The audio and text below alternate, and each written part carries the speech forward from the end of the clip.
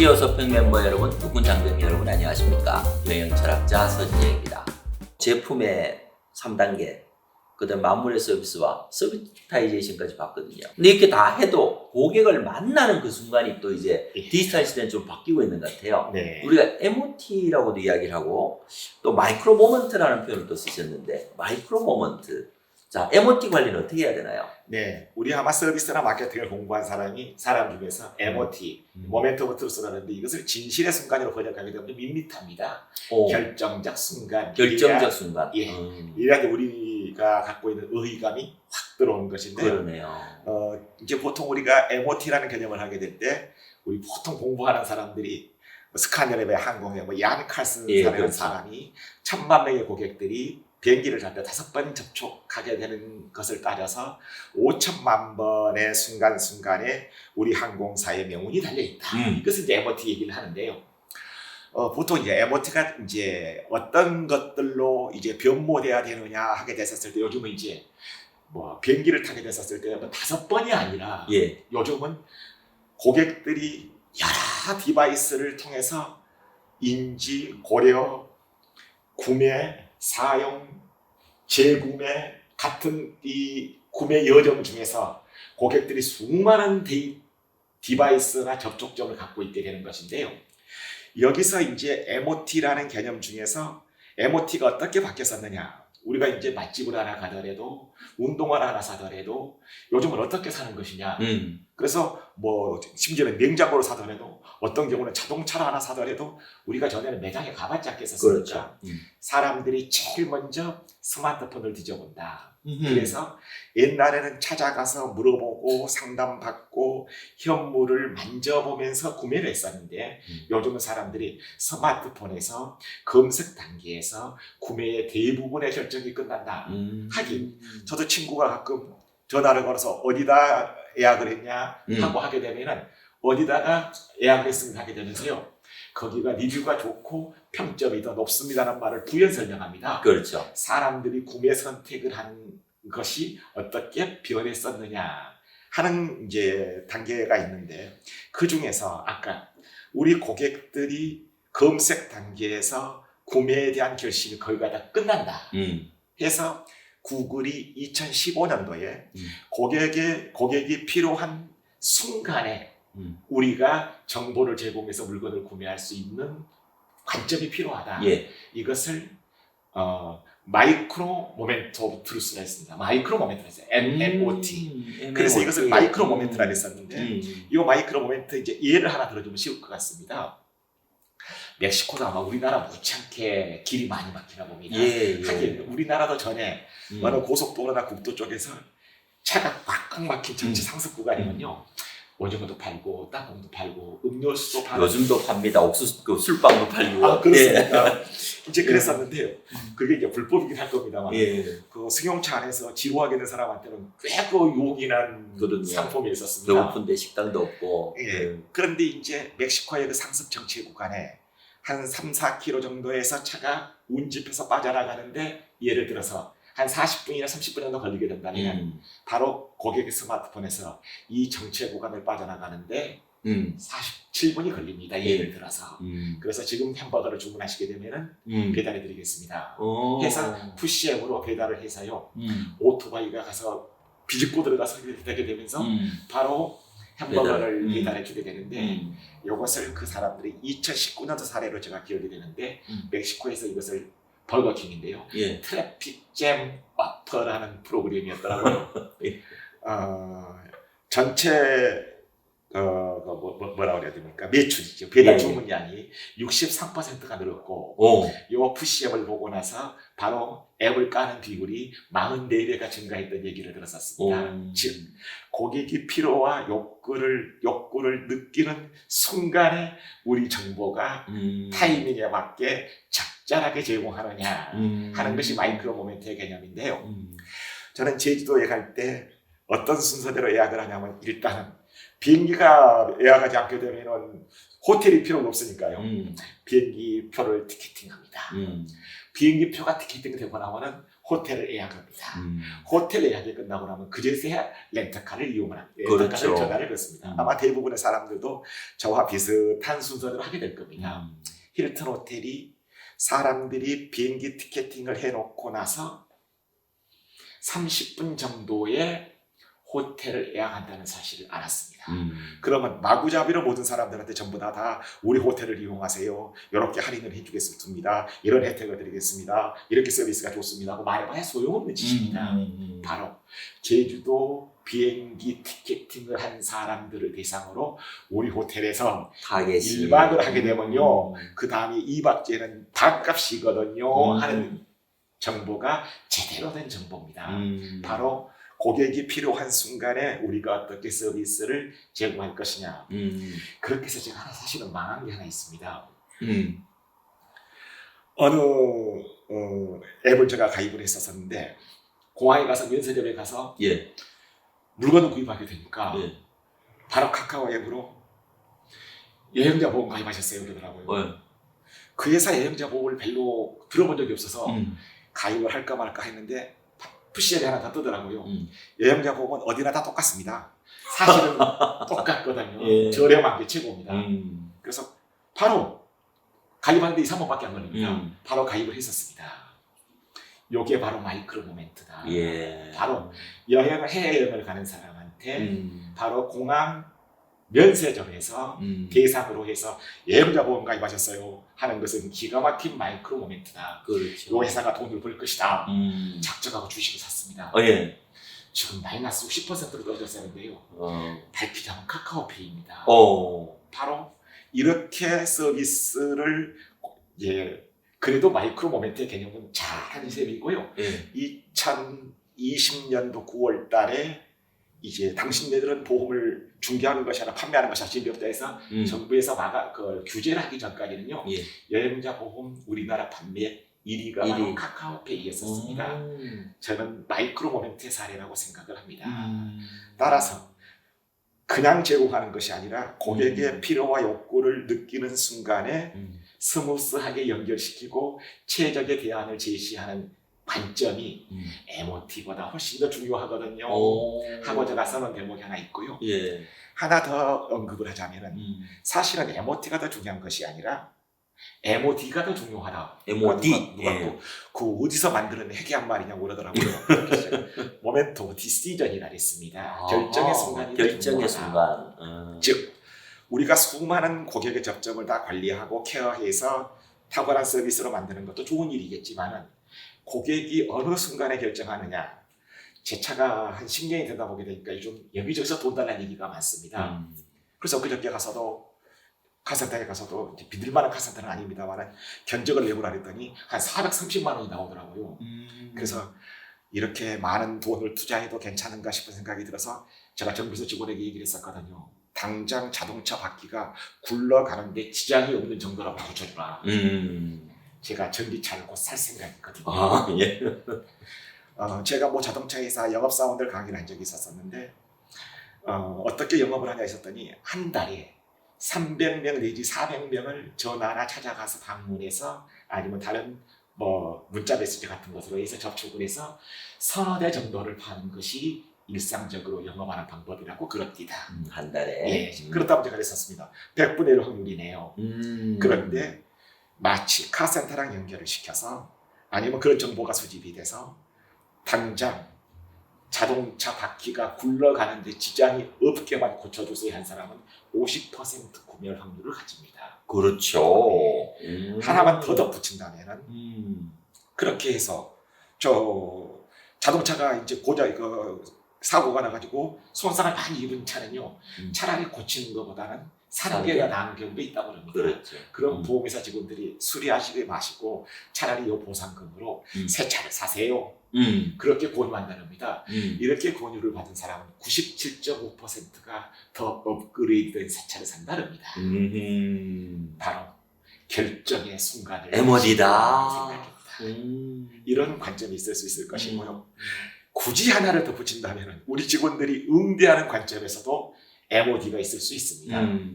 내가 백화점에서 화장품 가게를 한다게 될 경우에 고객이 와서 하는 일상 행동들이 접점들이 있을 겁니다. 뭐 들어올 수가 있을 것이고 뭐 둘러본 경우도 있을 수 있을 것이고 물건을 납하는 경우도 있을 수 있을 것이고 이렇게 입술 일단 발라보는 경우도 있을 수 있을 것입니다.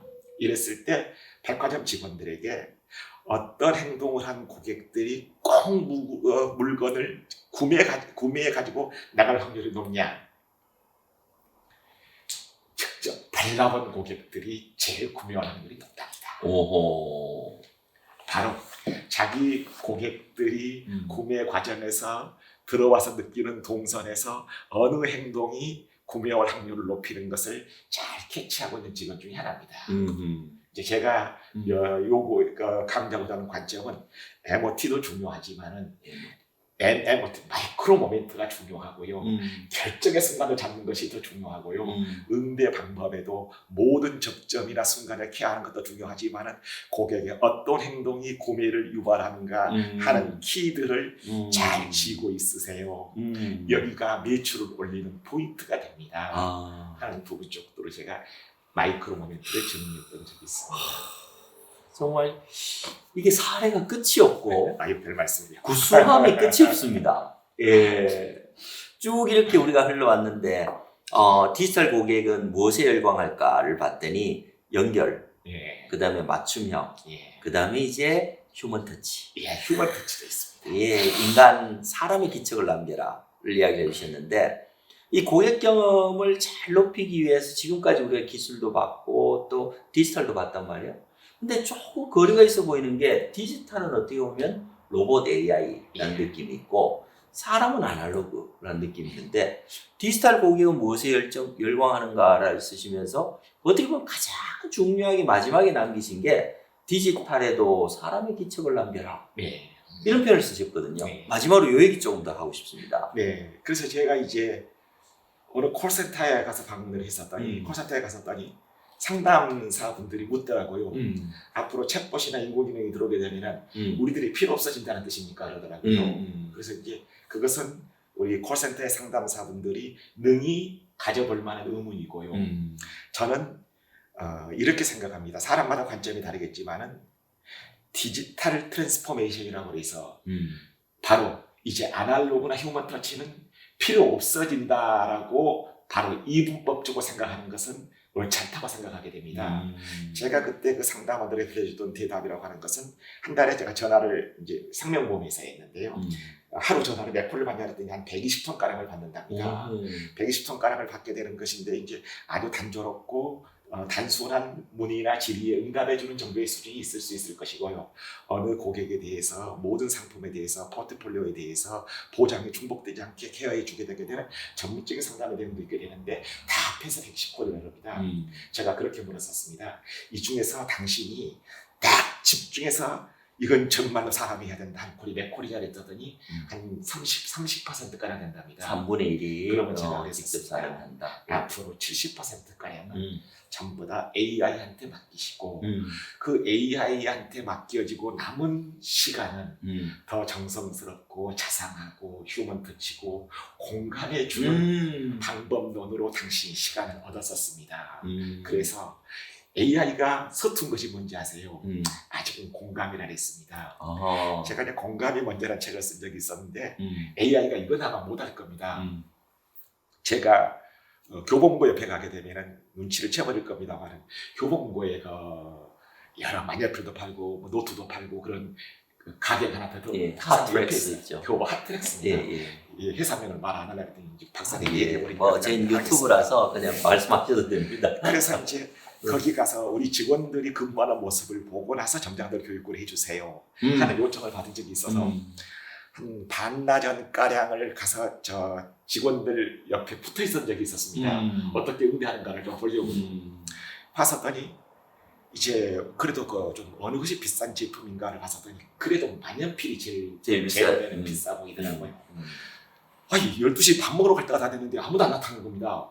만년필 사는 사람이 그날따라 없었어요. 그러니까 거기 이제 교육 담당자나 거기 상무님께서도 교수님 오늘 그냥 우리 밥 먹고 그냥 가시죠 오후에 그러더라고요. 밥을 먹으러 돌아서려는 순간에 마침 만년필 가게로 두 부부가 50대쯤 더 보이는 부부가 나타나더라고요. 예. 잘됐다 싶어서 저 고객을 어떻게 응대하나 보자 하고 지켜보고 있는데 저만 지켜보겠습니까? 저 지켜보죠. 교육담당자 지켜보죠. 점장 지켜보죠. 상무님 지켜보죠. 4명이 지켜보게 되는데 내 생각에 아마 그렇게 판매 직원도 좀 당황했으리라는 생각은 듭니다. 두 부부가 오게 되니까 아주 반갑고 활기차게 만면의 미소를 띠고 어서 오십시오 하고 인사를 하더라고요. 미스터리 쇼핑의 센스는 100점입니다. 근데 고객 있다고 하자마자 만년필 밑을 쭉 이렇게 한번 훑어보더니 남자분이 그렇게 말하더군요. 자기 와이프한테 여보 요 만년필 우리 큰애 서울대 갔을 때 사준 거다 하더라고요. 그게 한 15m 정도 되는 저한테까지 들립니다. 요 고객의 톤을 제가 좀 과장해서 얘기하게 되면 이런 톤이었습니다. 여보 요 만년필 우리 큰애 서울대 갔을 때 입학 선물로 사준 거다 그러더라고요. 박사님 서울대는 오셨지만 서울대가 얼마나 유명한 대학입니까? 어떻게 응대를 하나 봤었더니 그러면 이제 딱 뭐라고 나와야 되냐면 아드님이 서울대 나왔어요. 그렇게 공부를 잘했어요. 장하십니다. 가 나와야지.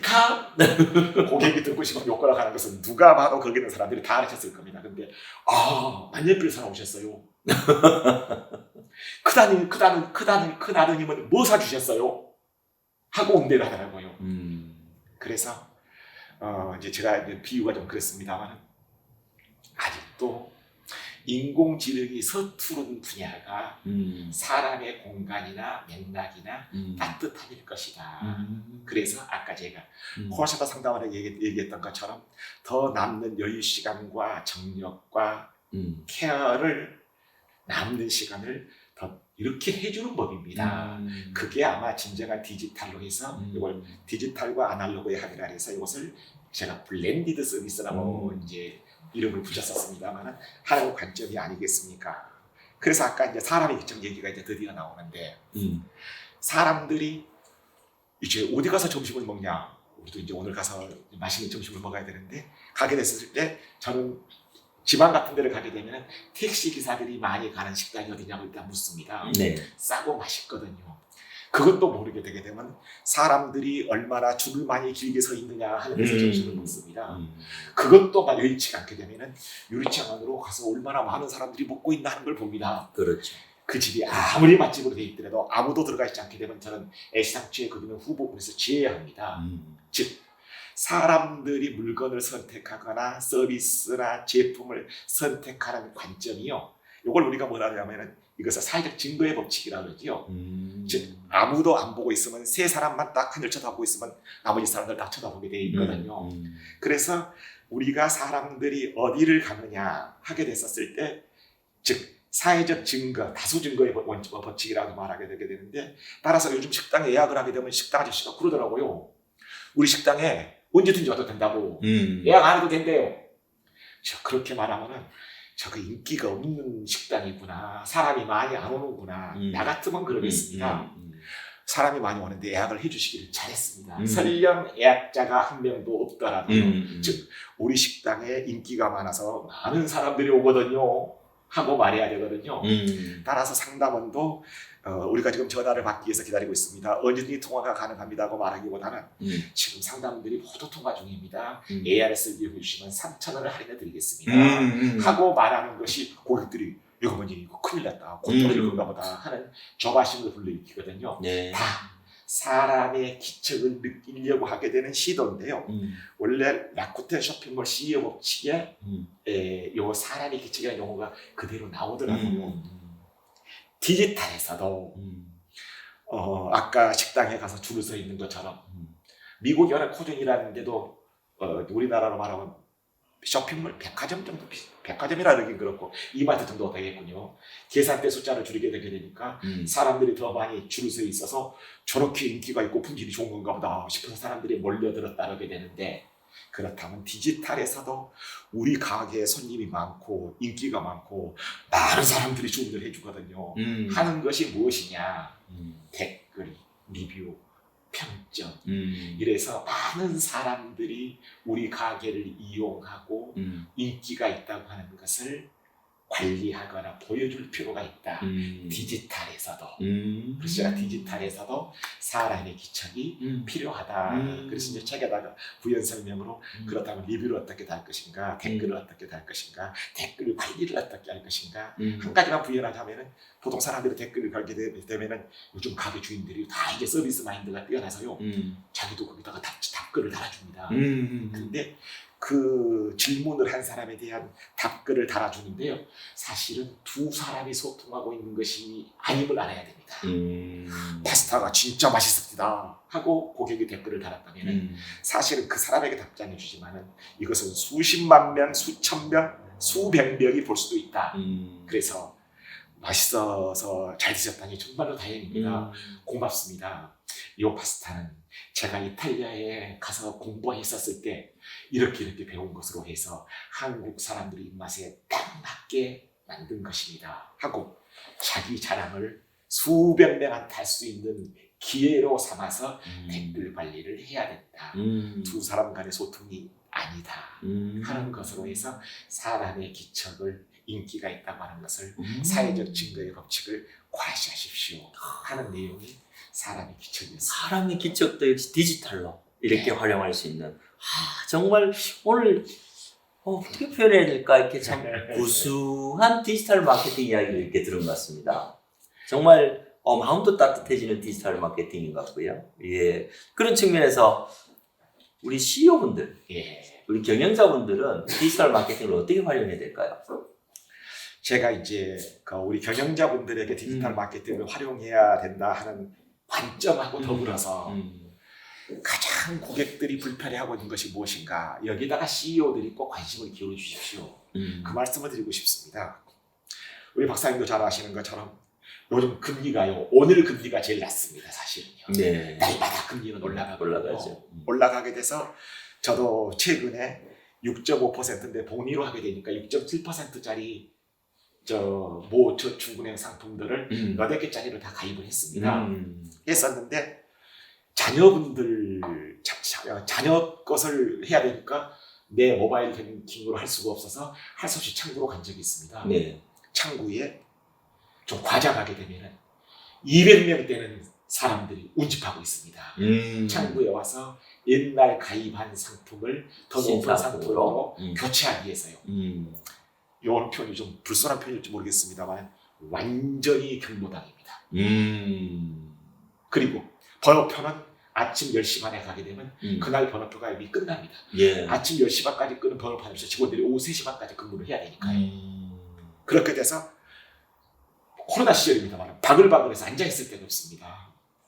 제가 거기서 어떤 생각이 들었었냐 하면은 여기 CEO가 이 장면을 보면 어떨 것인가. 요즘 똑똑하고 젊은 친구들 꽤 많습니다. 거기서 제가 이렇게 앱을 깔고 모바일 뱅킹을 하게 되면 금리도 더 줍니다. 해서 방법을 가르쳐 드리겠습니다. 해서 앱 깔고 계좌 개설하고 모바일 뱅킹으로 그 정기 예금을 개설하게 되는데요. 아무리 서투른 사람이라도 30분 정도는 가능합니다. 해서 이쪽 배우고 싶은 사람은 이리 오세요. 해서 디지털을 배우고 가르치고 경험하게 해주는 사람들로 해서 좀 좋은 우리 용어로 하면 디지털 포용이 되겠군요. 그 다음에 그런 사람들의 그런 불편함은 디지털 디바이드가 되겠군요. 하는 쪽에 관심을 기울여 주십시오. 대충 키오스크 같은 데를 가더라도요. 뭐 버거킹도 마찬가지고 롯데리아도 마찬가지입니다. 지네들이 창구 직원들이 쓰는 이 조작 방법을 키오스크에다 갖다가 그대로 갖다가 실현해 놓은 것 같습니다. 얼마나 쉽고 유용하고 그것도 고객 관점이 필요합니다. 뭐 이제 신협에 가는데 거기는 신협마다 금리가 다 다릅니다. 그렇다면 고객이 거기 가서 예금을 하게 되려면 그 신협에 가야 되고 그 은행에 가야 되고 그 저축은행을 가야 됩니다. 요게 고객이 오프라인에서 고객이 생각하고 있는 사고방식입니다. 근데 거기는 이제 여러 신협의 앱을 하나로 뭉뜬 거였거든요. 그렇게 되게 되면 제일 먼저 찾는 게 뭐냐? 신협마다 금리가 다르니까 어느 신협을 찾아야 됩니다. 다 가입하고 요구불예금 통장 가입하고 뭐 통장 가입하고 뭐 통장 가입하고 뭐 통장 가입하고 너댓 단계를 거쳐서 당신이 가입하고 싶은 신협을 찾으라는 겁니다. 고객은 오프라인에서 그 신협부터 찾습니다. 오프라인에서 고객이 생각하고자 하는 관점이나 생각의 흐름을 디지털에서도 그대로 실현해야 되는데 어떻게 이 지경이냐. 거기서도 그대로 고객의 생각과 사고방식이 디지털에서도 실현돼야 된다. 그래서 그러면 어디가 제일 잘합니까? 금융 예를 들었으니까 사실은 카카오뱅크가 참 잘합니다. 그래서 내가 하나는 저축예금 할 것이고요. 하나는 돈 금방 넣었다 뺐다 하는 요금을 할 것이고요. 그러면 일반 은행 가면 통장 2개 만들어야 합니다. 카카오뱅크는 당신이 항상 저축을 해놓은 돈이라서 높은 금리를 줄 것은요. 한도를 설정하세요.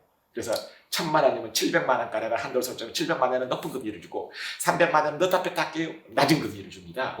그렇게 됐을 때는 700만 원을 한도를 설정해야 되지 않습니까? 작대기를 이렇게 쭉 올리면 됩니다. 직관성. 우리가 그 카카오를 배웠던 적이 없던 것처럼 금융 뱅킹도 가서 수업을 듣거나 배우는 사람이 없습니다. 다 터덕거리면서 합니다. 가장 터덕거리면서 쉽게 배울 수 있는 데가 금융이라면 카카오뱅크입니다. 직관성이 탁월하거든요. 고객의 관점이 디지털에서도 그대로 구현돼야 됩니다. 그리고 누가 뭐라 그러더라도 디지털이건 인공지능이건 IoT건 뭐 클라우드건 다 말하더라도 고객들에게는 모바일 뱅킹 앱이 디지털입니다. 바로 그런 관점에서 CEO들이 고객의 생각이 디지털에 잘 구현되는가. 그래서 알리바바의 마인이 했던 얘기를 마지막으로 하겠습니다. 난 디지털도 기술도 아무것도 모른다. 그렇지만 직원들이 무엇을 개발해왔거나 어떤 서비스를 출시하게 되면 내가 꼭 해봤다. 나같이 멍청하고 서툰 사람들이 해낼 수 있고 쉽게 사용할 수 있어야 승인했다. 디지털은 그래야 된다. 우리 CEO들이 그런 관점과 생각을 디지털에도 구현해 주셨으면 그런 부탁을 드리고 있습니다. 예, 더 이상 정리할 것 없이 마지막 정리까지 너무 잘해 주셨고 젊은이들에게 해주는 한 말씀. 아까 이제 제가 체중계 예를 들었습니다. 디지털이 아주 복잡한 이론이나 고급 기술을 사용해야 되는 것은 아니다. 그래서 어떤 제품과 서비스를 어떻게 연결할 것인가, 어떻게 고객 경험을 향상시킬 것인가, 그런 디지털의 여러 도구도나 데이터들이 어떻게 고객 관리에 활용해서 우리 고객들을 감동시키는 데 활용할 수 있을 것인가로 활용을 해서 그 다음에 또 하나는 반드시 이거 우리 차 교수님 책에서도 제가 배웠습니다. A/B 테스트는 반드시 실험을 한번 해봐라. 근데 보통 다 직관으로 합니다. 그래서 고객 만족 경영을 했을 때 다 고객의 생각이나 고객의 의중을 받아들여라 하게 되면 다 뭐라 그러냐. 우리 그렇게 하고 있다고 그럽니다. 그런데 물론 직관도 중요하고 그렇지만 실제로 우리나라 기업들이 디지털에 의해서 의사결정을 하느냐 그런 경우도 있겠지만 대부분 의사결정과들의 직관이나 상사의 의중이나 최고 경영자의 지시가 제일 잘 먹힙니다. 데이터에 따라서 의사결정이나 고객의 생각을 읽어나가는 것이 제대로 된 고객 중심 경영입니다. 라는 말씀을 덧붙이고 싶습니다. 참 우리가 오늘 1시간 40분 정도 촬영을 했습니다. 그랬습니다. 잠깐 쉬었으니 한 30분 정도 했는데 진짜 시간 가는 줄 모르겠네요. 아유, 고맙습니다. 이렇게 정말 구수한 옛날 이야기를 들으면서 최첨단의 디지털을 배우는 시간, 이렇게 저는 정리를 하고 있습니다. 정말 최고의 시간이었고요. 정말 우리 장정빈 박사님 많은 그 책들을 쓰셨지만 이번 책에서 제가 가장 감명 깊은 최종의 가치를 디지털이 아니고 트랜스포메이션이라는 고객이 돼야 된다. 이게 또 CEO들한테 하시는 말씀이고 우리 젊은이들 하시는 말씀이었던 것 같습니다. 재밌으셨죠? 정말 디지털 고객은 무엇에 열광하는가? 그 열광하게 만드는 법을 오늘 정말 제대로 전수를 받은 것 같습니다. 박사님 너무 감사드리고 뵙게 돼서 영광이었습니다. 고맙습니다. 다음 책 기대하고 있겠습니다. 고맙습니다. 예, CEO 서평 멤버 여러분 정말 멋지죠? 오늘 장정빈 저자와 함께 디지털 고객은 무엇에 열광하는가 우리 2022년 2월호에 있었던 내용들 같이 한번 살펴봤습니다. 감사합니다. 고맙습니다.